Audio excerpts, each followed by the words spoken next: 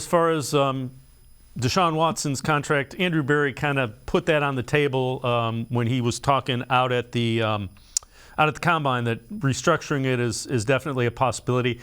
They probably need to do that and a couple more to create the space they need to go out and get the guys they want in free agency, correct?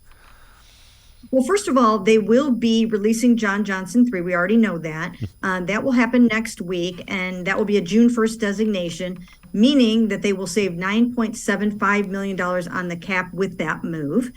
So that gives them some money there. And then if you do that, plus you give Deshaun some more upfront money and lower that almost $55 million cap charge, you might have what you need to accomplish what you need to accomplish this year. You still have to get their 13, under the cap, over the cap right now. So they've got to do that. And then they've got to clear additional space to sign the guys that you want to. But, I think they probably should be able to do it, perhaps with those two guys. If not, then you can go to some of these other guys if you really need to. Maybe you could do something with Amari Cooper's contract. Right now it just might be Deshaun, but that's another one I might look at just because it's almost $24 million in cap charge for 2023.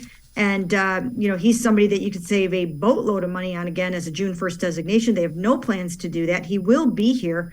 But he might be motivated to also take some more money up front and lower that cap charge. Yeah, and again, these contracts are structured that they're not losing any money by restructuring it. And normally the Browns put it in their contract that they can restructure it, paying the money up front, and it's a done deal. It's usually the way that things are done now in the NFL with contracts. It's not like they have to go and ask the guy usually to restructure. It's part of the contract. Well, no, that's not necessarily true, because in the case of some of the guys, it does mean a difference in money. Sometimes you restructure a contract because a guy is taking a pay cut. And there have been players in the past, how many ever years, that were offered a pay cut, like Jarvis Landry, like Sheldon Richardson, and they chose not to take that pay cut. So this is a situation in most cases where it has to be worked out through the agent. Now, in the case of Amari Cooper, because they could, if they wanted to, but they won't, they could trade him or release him and save like $20 million on the cap as a June 1st designation.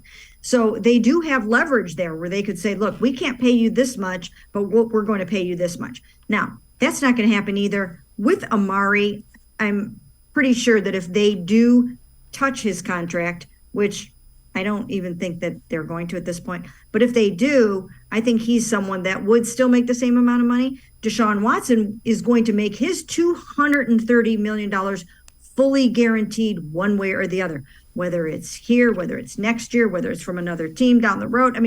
Somehow he's getting that $230 million. It's not like that with everyone. So you do have some wiggle room with some of the guys where you can ask them to take a pay cut.